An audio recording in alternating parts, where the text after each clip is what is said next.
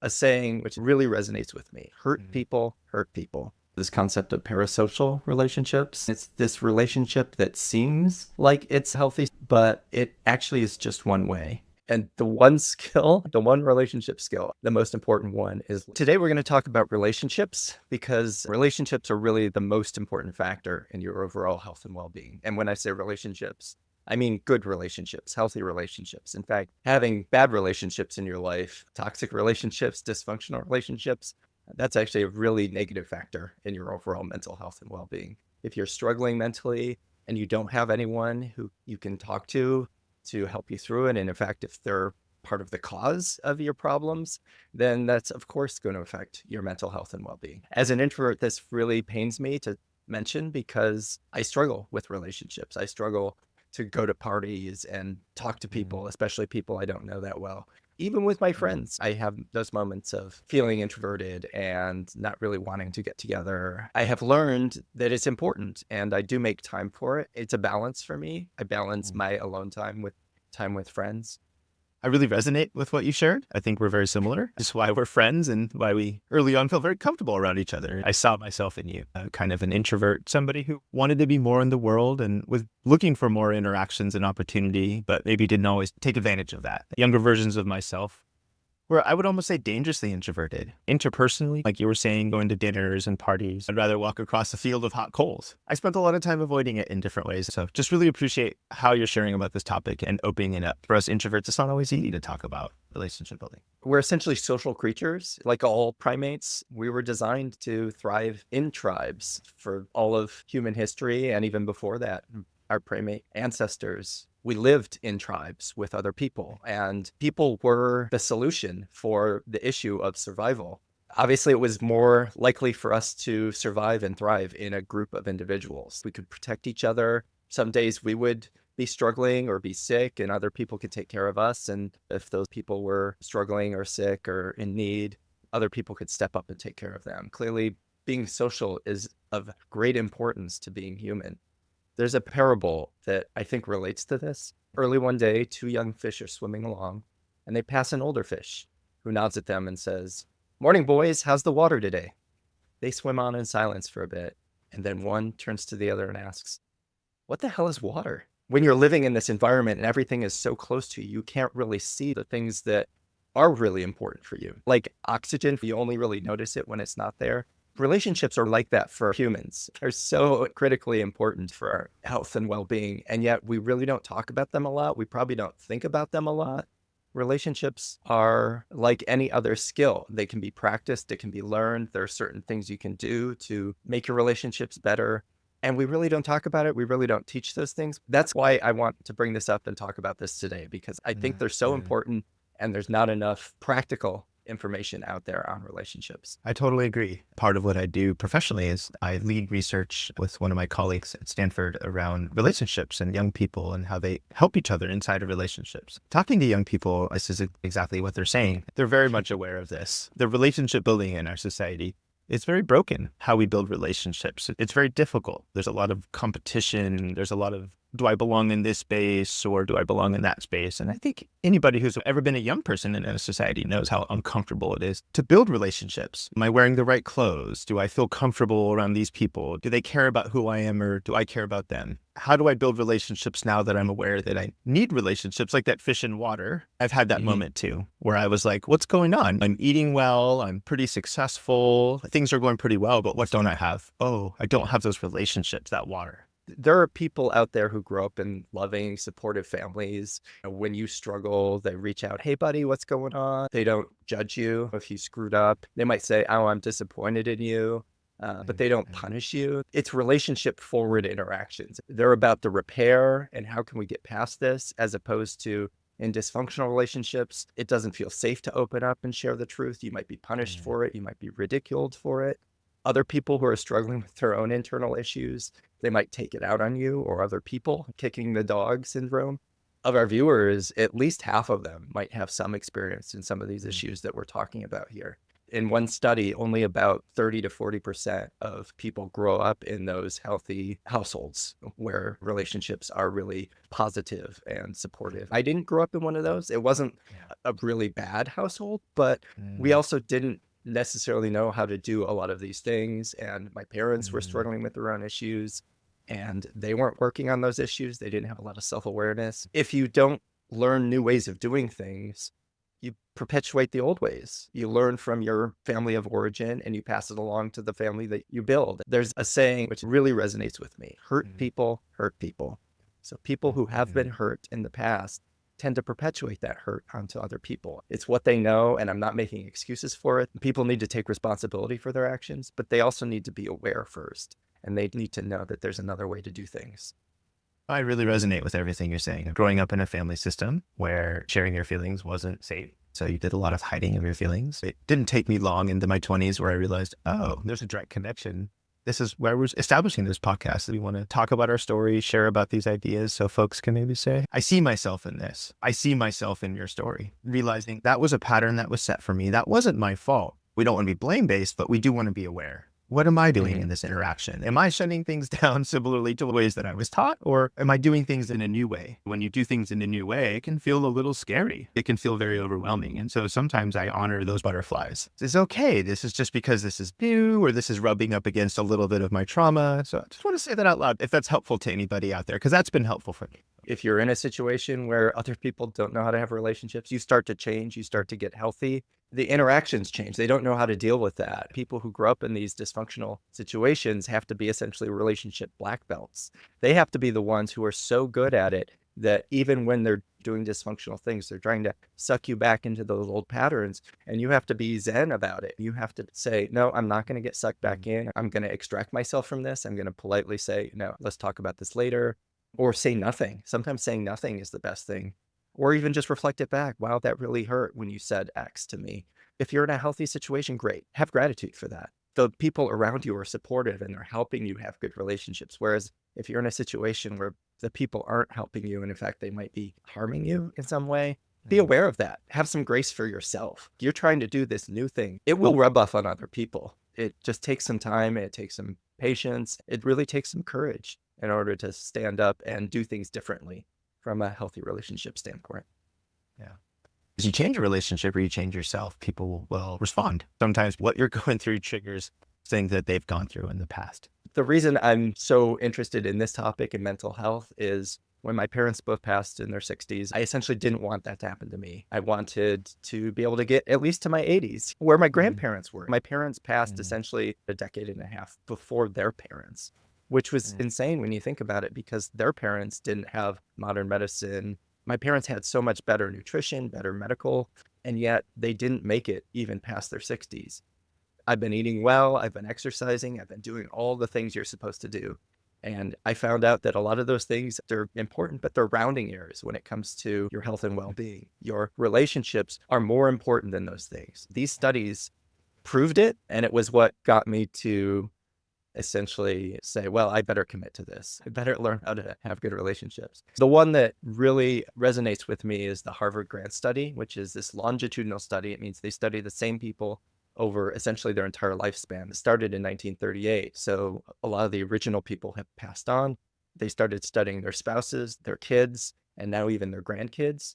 The current study director, Robert Waldinger, said the clearest message we get from this 75-year study is that good relationships keep us happier and healthier, period. The previous study director said that the only thing that really matters in life are your relationships with other people. Happiness is love. It really didn't matter how much money you had, how successful you were in your job. It came down to, do you have healthy relationships in your life? And one question they asked study participants when they were in their 50s best predicted whether that person would be alive and healthy when they were 80. And that question was, do you have someone you can reach out to at 4 in the morning to tell your troubles to? Essentially, do you have a best friend? Do you have someone you can be completely yeah. open and honest with and vulnerable with and talk to at any time of day? Working with young people and supporting them, one of the first things you ask is about their relationships and who their best friends are and their connections are. and just how they talk about their connections and who's in their lives. You can kind of just tell where people are. How you're talking about relationships, I think, makes a lot of sense. I know that some people hearing this might think, oh God, I don't really have a best friend. I don't have those kinds of relationships. What do I do? It's okay. You can get them. We can help you. If there are people in your life who aren't good at relationships, that's okay. You don't need to lean on them. You can lean on other people. And I know it sounds weird, but you can lean on strangers. My therapist was the person that I really worked through my relationships with. He's a complete stranger, but I learned essentially how to be vulnerable and what a healthy relationship looked like. A therapist, a peer support worker, social worker, even someone like a coach, a teacher, someone you look up to. There are a lot of different people in your life. If there aren't healthy people close to you, it's going to have to be someone a little bit outside, but that's okay. You might think, why would these people want to help me? Or what are they going to be able to do? There are people out there who have healthy relationship skills and are more than happy to help other people get the relationship skills they need to have good relationships. I just want to say there is hope. If you don't have any of this in your life, that's fine. Don't judge yourself and just keep working on it. We'll help you and other people will help you. 5 seconds of bravery or 30 seconds of bravery, or you see somebody or there's that opportunity, like you said, somebody like a therapist or a peer support specialist or somebody you've seen in a cafe who wears a t-shirt of something that you also enjoy. Just saying hi and just preparing yourself for the no. Maybe they're also very introverted. Rules of 3, 30 seconds of bravery, and then try it 3 times. Be proud of yourself no matter what. If you go out and you do that, you've done an amazing thing. And being very gentle with yourself. Sometimes we can say negative things to ourselves. What you've obviously done is choosing to change a pattern. Anytime we change any pattern, there's something in us that sort of wants things to say the same. Just being gentle with that voice. One study from 2015, 2016, when Americans were surveyed, about 40% of them said they didn't have a best friend. Everyone has friends, but superficial friends are not the same thing as a best friend. If you don't have a best friend, you're in good company. That's a lot of people not to have best friends. It's not something to be ashamed of, and it's something that the whole world struggles with. We talk about the loneliness epidemic. One of the studies is the Surgeon General report from 2023 on loneliness and how loneliness is tied to all sorts of negative health outcomes. We have an epidemic of loneliness. So you are not alone. If you are feeling lonely, if you don't really feel like you have close friends, a lot of people don't have that. You can change that.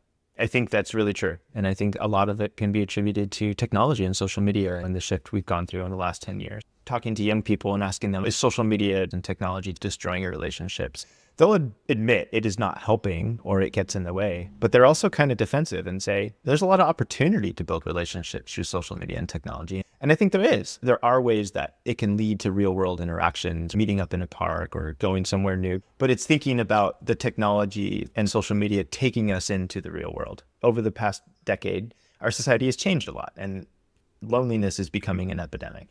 Making that connection and using that technology and that social media in a way, not to isolate us, but as a way to connect us, I think could be an opportunity. I do think of technology as a tool.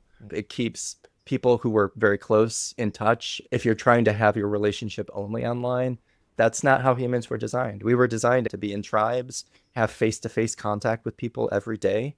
And the more you can have interactions like your ancestors did, the better off you're going to be, the healthier you're going to be. There's a reason people spend a lot of money and time to travel home for the holidays. Being in person with the people we love is super important. The last Christmas before I lost my mom, I didn't fly home for the holidays. I struggled with my relationship with my mom and even my dad. They were divorced at the time. I was just not in a good state. I lost my job and I was unemployed, and it was the 2008 financial crisis. I just didn't have the resiliency to be able to go home and deal with that. 3 days after Christmas, she passed and I never saw her again. So I a little bit regret not going home. I also have compassion for that Dave who was taking care of himself, self-care. He knew that going home and being with his mom might be too much for him to handle at that point. I have a lot of mixed emotions. Well, thank you for sharing, Dave. You know, I'm Native American, and sometimes our way of thinking about our ancestors is less than temporal. And so I think your mother, mom, her spirit, she knows. I appreciate that you're compassionate with yourself, and I think that's very important. I wasn't estranged from my mom, and we talked on Christmas. We wished each other a Merry Christmas. We had a lovely conversation. Even the strongest relationships, even your best friend, you're going to have disagreements with them. You're going to go through periods where you have a fight or someone says something. Maybe you don't talk for a while.